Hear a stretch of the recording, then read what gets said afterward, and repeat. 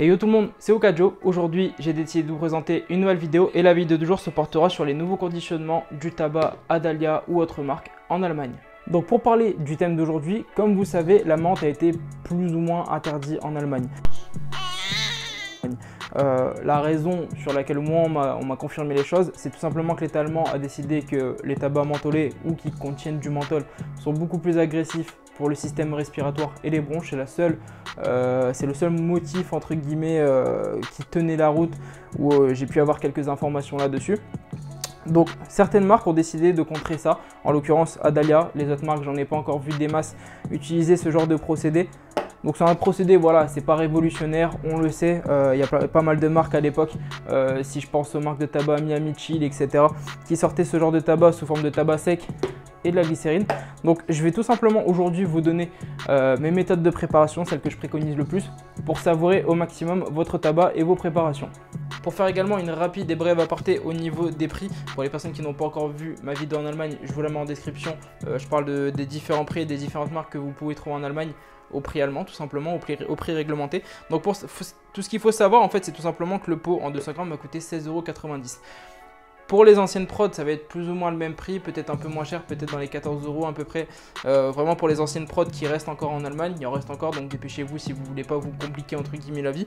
Mais pour les nouvelles prods, par exemple, sur les tabacs de style Love Hawaii, Blue Ice, Lady Killer, Mango Tango, voilà vraiment les gros incontournables de la marque Adalia, vous allez devoir acheter d'office ce petit flacon de glycérine qui est vendu à part, qui coûte entre 1,50 € et 2 € si je dis pas de bêtises.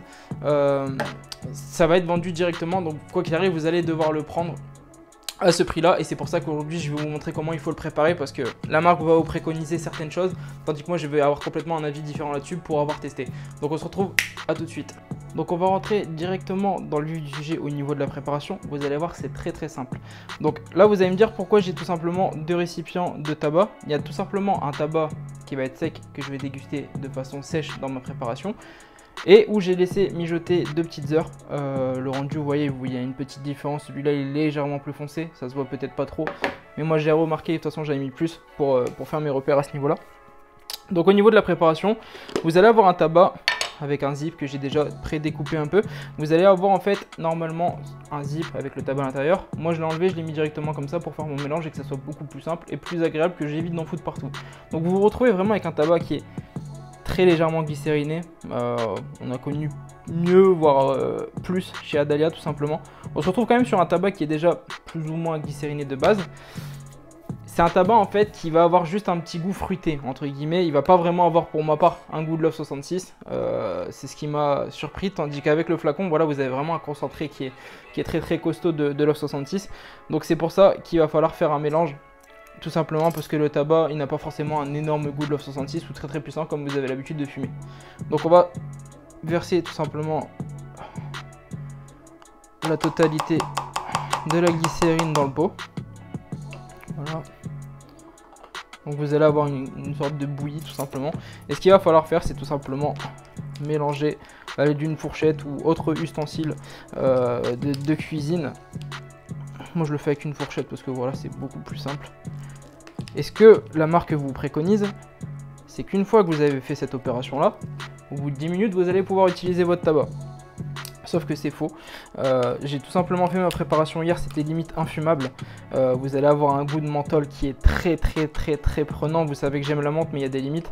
Là c'était vraiment limite du infumable.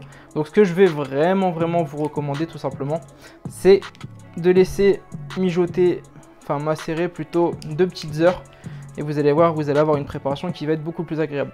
N'hésitez pas comme moi à faire des répétitions tout simplement, à utiliser ce tabac là.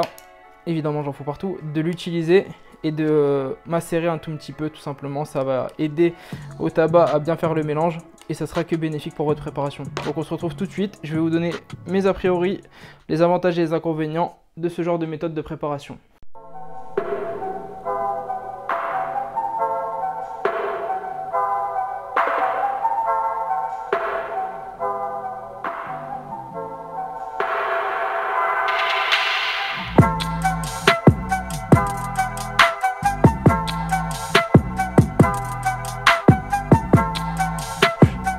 Donc voilà les amis, je me suis fait chauffer quelques charbons sur un petit hot shot. Inutile de vous dire que le Love 66, j'ai vraiment du mal, je l'ai beaucoup trop fumé en tabac fruité. C'est très compliqué de me satisfaire. Donc voilà, pour faire un titre comparatif, je l'ai testé sans glycérine et avec glycérine. Inutile de vous dire que sans glycérine, je vous le recommande pas, ça brûle assez rapidement.